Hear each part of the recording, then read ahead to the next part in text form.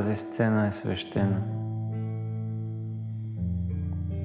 Тази сцена е наша. Тази сцена е жива, макар да няма никой в залата.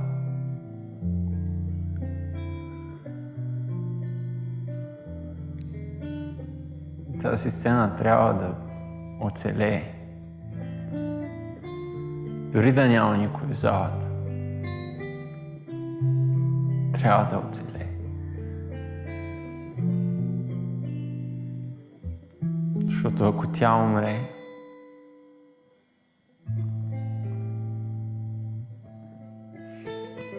тогава идва истински страшното. Тогава вече няма връщане назад.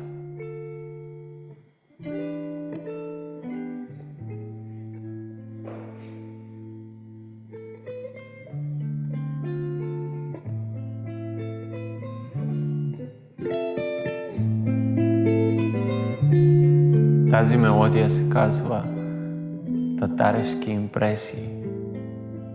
Тя е писана за Татарева. Тя живее за Татарева. И тя поддържа тази сцена жива.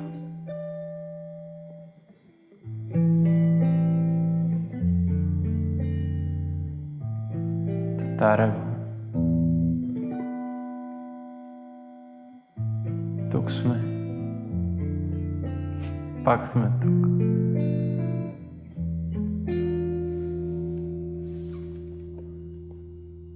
И ще бъдем тук.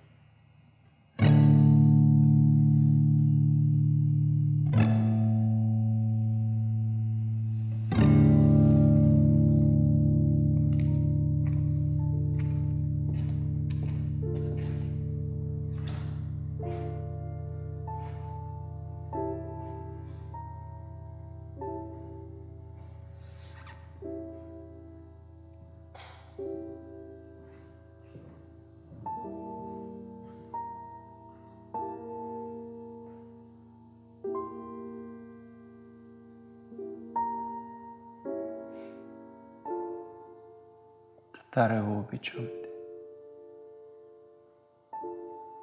Обичам те.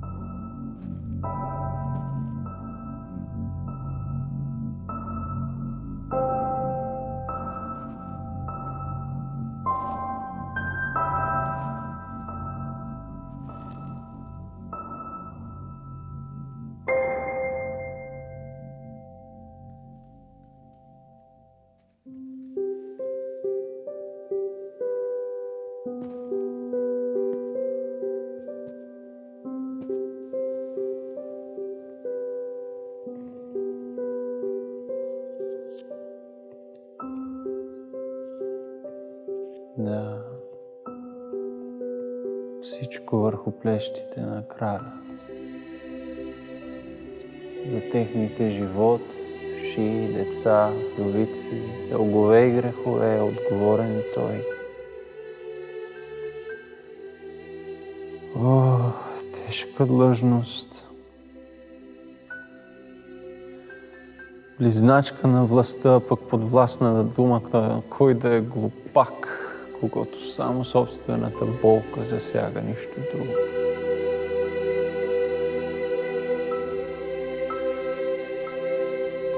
Колко много спокойни радости не знае краля. Достъпни всеки му, а пък какво, което друг да няма, има той, освен великолепие. Освен едно великолепие. И толкова. Пък какво си ти, великолепие, което правиш от краля идола, пък го оставяш да страда земно повече от своите поклонници. О, заболей, кралю, да видим как великолепието ще лекува недъга ти. С титли. Как си мислиш, ще охлади ли твоята треска то? С поклони ще те вдигне ли на крак? Направил те властен над бедняка, ще ти даде ли неговото здраве?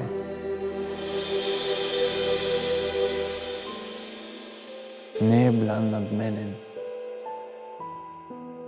който си играеш така лукаво с кралския покой. Аз крал съм, който знаете и помни. Ни скиптърът, ни мирото, ни мечът, ни златната корона, ни бисерно таканата порфира, ни списъкът на званията гръмки, ни тронът ни пяната от слава, която блъска гордия ни бряг, ни другите типични атрибути великолепие ще се умеят положени в леглото на монарха да му дарят съня дълбок на оня рата и нещастен, който вечер ляга с корем натъпкан и опразнен ум. И в миг заспива капнал от умора.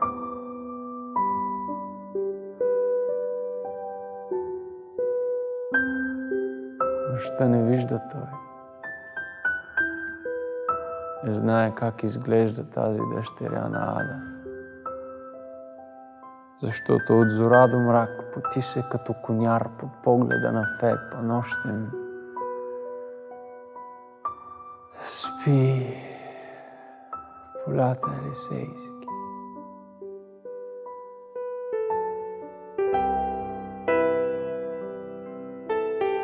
Тъй в труд полезен живее той година след година до гроба си. Така че, щом изключим великолепието, то с нещастник редуваш дни в труд с нощи в сън. Много по-щастлив от своя крал.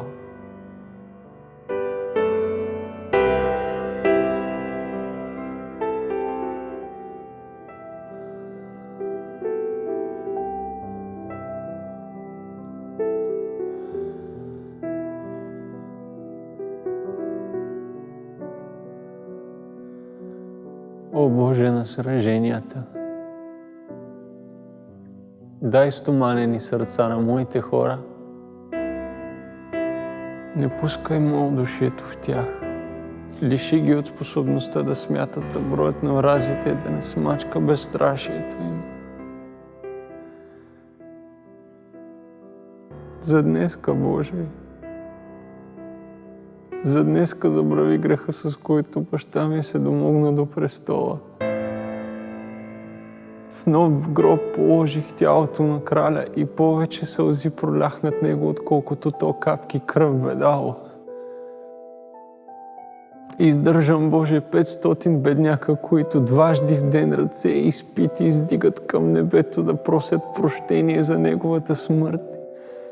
И вдигнах 2 параклиса, в които монаси пеят упокойни химни за душата му, и още ще направя.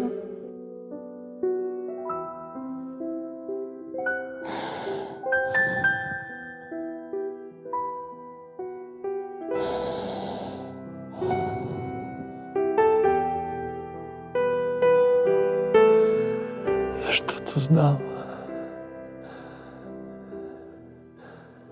И то ще бъде малко.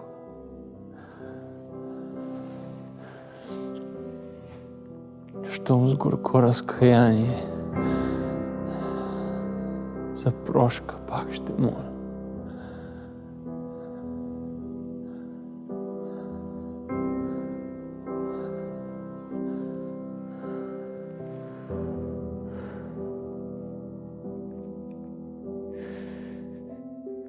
Кой иска той? Кой иска той? Кой иска той? Не, мили мои братя.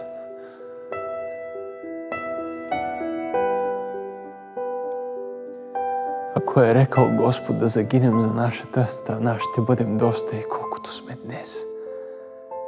Ако е рекал да оцелеем, колкото по-малко, по-много чест за всеки. Божа воля. Зато и ви моля, ни един войник не искайте в повече, ей Бого. Не съм за злато жаден и не хая кой щял на моя сметка да се храни или да носи моите одежди. Към външните блага съм равнодушен. Но ако жаждата за чест е грях, то няма втори грешник като мене на този свят. Не, драги братко мой, не дей да искаш повече войници. Кълна се, не си давам от честта, частицата, която би ми взел. Един войник в повече, ей Бого. Наместо той оповести, че който бои се да участва в тази битка, щом само заяви го, ще получи свободен пропуск и пари за път. Не искам да умра до някой, който не иска да умре със своя крал. Денят е днеска християнов ден. И който подир него жив се върне, на пръсти ще се вдига, ще израства, щом някога се чуе това име. И всяка есен до дълбока старост съседи той ще сбира на гощавка и ще им казва: утре, драги мои, е християнов ден. И след това ръкав засукал, белег ще показва с горди думи: от тогас го имам. Забравят старците, но той ще помни за своите подвизи на своя ден и имена отдавнашни, привични, всекидневни. Устата на старика ще възкръсват сред пенестите чаши.